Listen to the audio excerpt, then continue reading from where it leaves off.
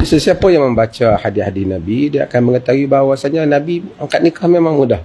Zawajtuka bi fulan, aku kawinkan engkau dengan fulan, kata, dengan fulanah, kata Nabi. Dengan begitu mudah Nabi telah kawinkan orang. Dan yang penting ialah cukup rukun, adanya ijab dan kabul. Ijab dan kabul maksudnya adanya kita memberikan satu tawaran perkahwinan, maksudnya, dan suatu pihak lagi menyambut tawaran perkahwinan itu. Dan itulah, tak adalah dalam agama ni kata kena satu nafas, kena tak boleh ni, kena hafal balik perkataan yang orang yang akad tu. Tak, dia kata bahawa aku menerima seperti mana yang telah disebutkan, maka berlaku ijab dan kabul.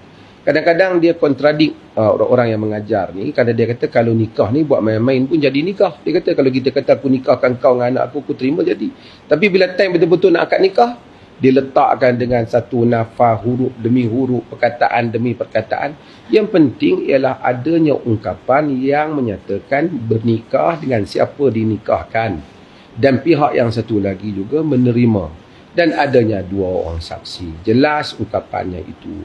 Dalam mazhab Syafi'i nak kepada inkah dan atau tazwij. Aku nikahkan ataupun aku kahwinkan. Walaupun dalam mazhab Malik dan seumpamanya lebih luas dalam pemilihan perkataan itu. Tapi tak apa, kita aku nikahkan kau dengan fulana, dengan orang sekian-sekian, dengan mas kahwin sekian. Cukup.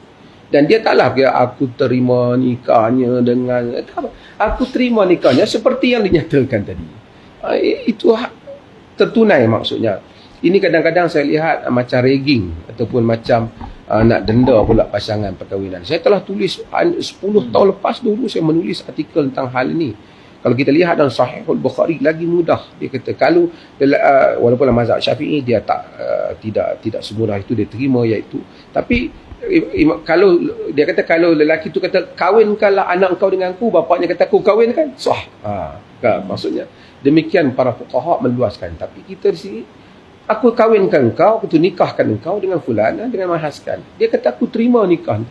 Seperti yang kau sebutkan, maka habislah, terimalah. Tak adalah kena dia apa namanya satu nafas tak putus nafas. Ini semua adalah salah faham terhadap fiqh. Salah tahan terhadap maksud terputusnya majlis ataupun terputus dengan kadar yang lama. Misalnya lepas dia angkat, dia tawarkan pernikahan, lepas itu diam, pergi minum kopi dulu, siambangan kawan sebelah, kemudian barulah nak jawab. Itu ada perbincangannya. Tetapi kalau dia kata aku terima nikahnya, maka sah. Kita jangan jadikan benda-benda ni terlalu rumit. Benda yang halal. Halal. Solat besar Allahu Akbar. Masuk kita ke dalam solat. Jual beli. Kita jual beli. Itu angkat barang orang. Sama ada kita, ialah dalam jual beli lebih mudah memberi wang ataupun menghulurkan barang. Dalam akad sewa, aku sewa apa? Mudah tak aku kena sewa rumah ni dengan sekian-sekian pada rumah tu sekian satu nafas. Ini semua adalah perkara-perkara yang tidak benar, yang akhirnya menyusahkan. Kemudian orang sekeliling boleh pula kata sah tak sah, ulang. Ini bukan satu permainan. Ini satu permainan.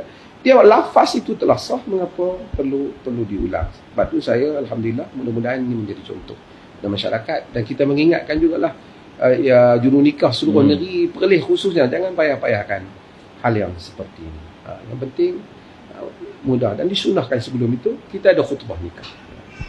Antum lepas ni kalau menikahkan anak sendiri, tak payah susah payah duk pergi pegang sampai paha maple tu, duk pergi hinggut dia. Tak payah.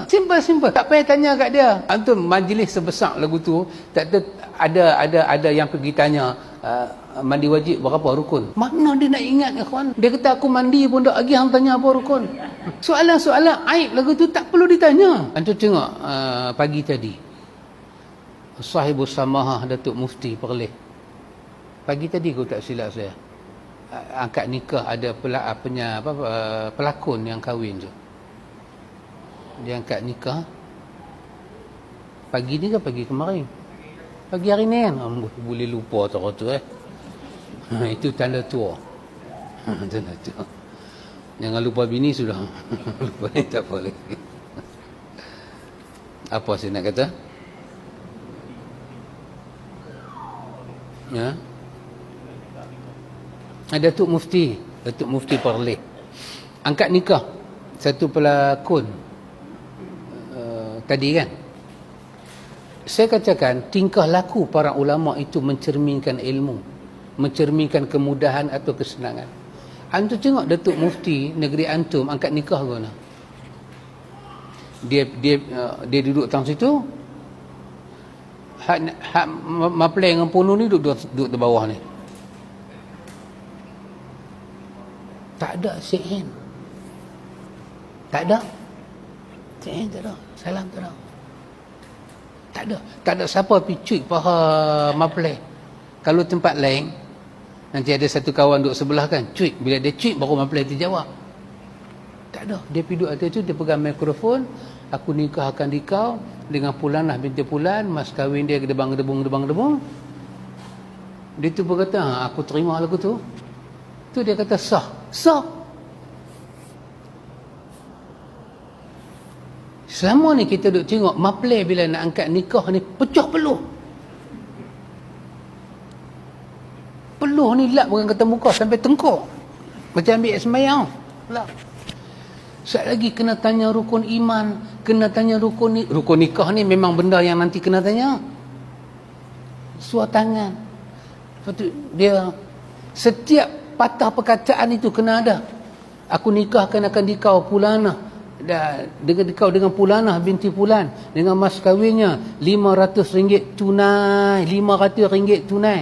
Dia tu pergi kata aku terima akan nikahnya Pulanah binti Fulan dengan mas kahwinnya RM500 tunai. Ringgit tak sebut. Tak boleh. Bebas kena rupiah. Selama ni dicerminkan susahnya angkat nikah.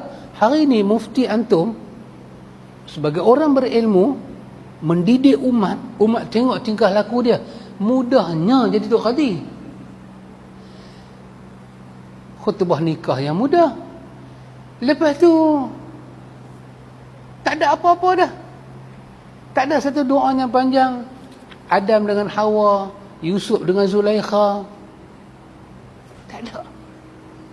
Baru umat dapat tahu mudahnya angkat nikah, senangnya angkat nikah. Rupanya yang duk suar tangan ni bukan syarat pun. Tapi benda tu dibuat seolah-olah. Karena itu saya kata lagi sekali, tingkah laku alim ulama itu akan ditiru orang. Kalau awak dengan satu potret susah. Yang susah itulah orang akan amal generasi ke generasi. Orang tengok alim ulama dulu, bila orang nak hantar pergi Mekah ke pergi umrah, dia pak azan. Bukan orang tiru tingkah laku tu.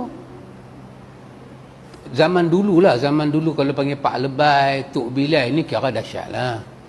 Bukan macam Pak Lebay lah. Pak Lebay lah lain. Ambil laju sungguh, Tok Lebay tu lari ya. Itu Tok Lebay sekarang. Ini Pak Lebay dulu. Pak Lebay dulu dia serba boleh. Dia pergi azan orang nak pergi haji.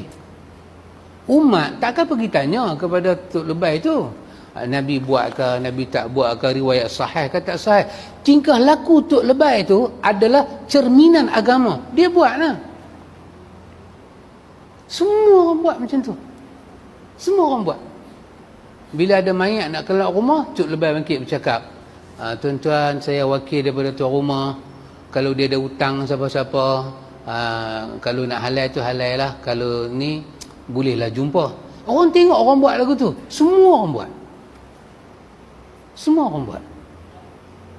Orang sembahyang mayat. Lepas habis sembahyang mayat, orang tengok tu imam Al-Fatihah. Fatihah. Lepas tu Qul Wallah. Lepas tu Al-Falaq. Lepas tu An-Nas. Lepas tu hari tu imam tu tak mai, ada orang yang boleh ganti tu imam tu, dia akan buat sebiji exactly macam tu imam tu. Pasal tu orang-orang agama ni dia kena jaga tingkah laku dia, penampilan dia, sebab dia akan dicontohi.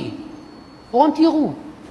Maka hari ni dengan upacara angkat nikah yang dibuat oleh Sahibus Samah Datuk Mufti tadi, antum lepas ni kalau menikahkan anak sendiri, tak payah susah payah duk pergi pegang sampai paha maplay tu, duk pergi hinggut dia, tak payah.